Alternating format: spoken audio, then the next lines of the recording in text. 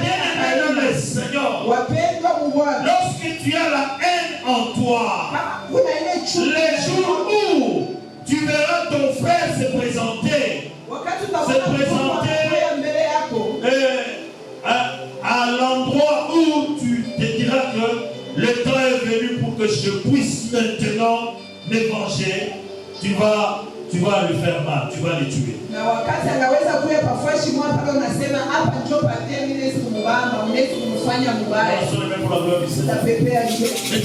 Le Seigneur, tu as la haine ou tu as la jalousie envers ton frère avec qui vous partagez la même foi, mais tu ne manifestes pas. Mais les jours où tu verras, ton frère là ne sait pas que toi tu as la haine envers lui. Mais les jours où ton frère viendra, il vient chez toi, il te trouve, il te demande de l'eau à boire. Et tu vas dire, ok, attends, je te donne de l'eau. Et tu vas entrer chercher de l'eau. Et dans ton cœur, tu vas dire, je l'ai eu. Et je ne veux plus le voir. Ensemble, le problème du Seigneur. C'est pour laquelle bien aimé dans le Seigneur. Il y a l'esprit, donc il y a cet esprit de Caïn qui fait à ce que les gens sont en train de s'entretuer dans les îles.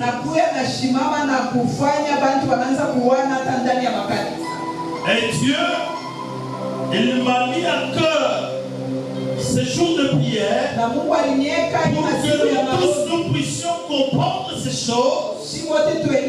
Et lorsque nous allons vaincre d'abord de l'intérieur cet esprit, et en vainquant de l'intérieur cet esprit, bien aimé dans le Seigneur, Dieu va commencer à te restaurer. Il y a beaucoup de gens qui prient pendant des années. Ils ne voient rien parce qu'il y a quelque chose qui ne va pas en eux. Il y a l'esprit de Caïn qui reste toujours en eux. Et bien aimé dans le Seigneur, cet esprit sera appelé à rester avec nous tous.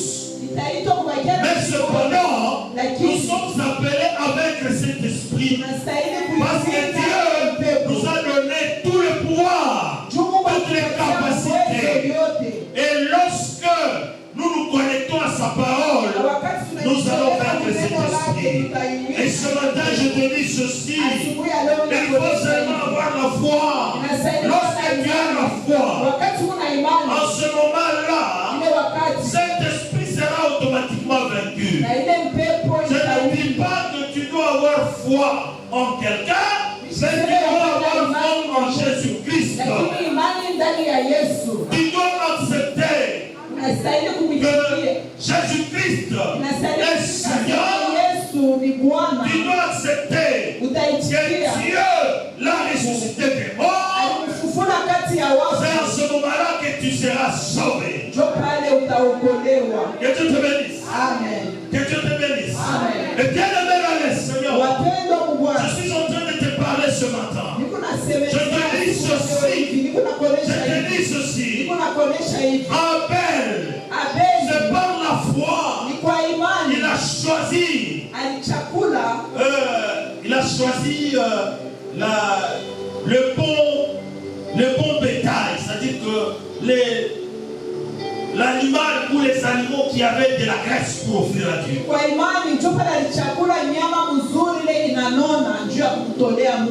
Et Caïn, il n'avait pas la foi.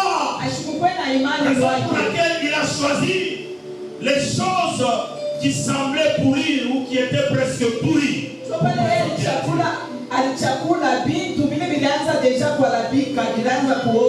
Et bien aimé dans le Seigneur, je suis en train de dire à quelqu'un ce matin, la foi, lorsque elle trouve une place en toi, il ne faudrait pas que cette foi-là puisse rester fixe. Il faudrait que cette foi puisse grandir. Et lorsque cette foi grandira, et je te dis ceci, qu'elle agira au temps convenable dans ta vie. Lorsque tu as la foi, le Seigneur, cette foi ne fera pas ce que tu sois jaloux ou jalouse. Lorsque tu verras ton frère obtenir quelque chose. Mais par contre, cette fois-là, lorsque tu verras ton frère obtenir quelque chose de la part de Dieu, la foi fera ce que tu puisses encore glorifier ton Dieu. À cause de ce qu'il a fait. À cause de ce qu'il a fait. Que Dieu te bénisse. Et bien-aimé dans le Seigneur. Et lorsque tu agis ainsi, je te dis sincèrement, que Dieu ne t'abandonnera jamais. Dieu ne t'abandonnera jamais. Et Dieu te surprendra. Tu seras surpris. Que Dieu te bénisse. Que Dieu te bénisse. Et bien aimé dans le Seigneur, je suis en train de dire à quelqu'un, il faudrait que nous arrivions à gérer notre intérieur correctement. Et quand je dis, cherchons à gérer notre intérieur correctement, c'est pour éviter à ce qu'il y ait des infiltrés.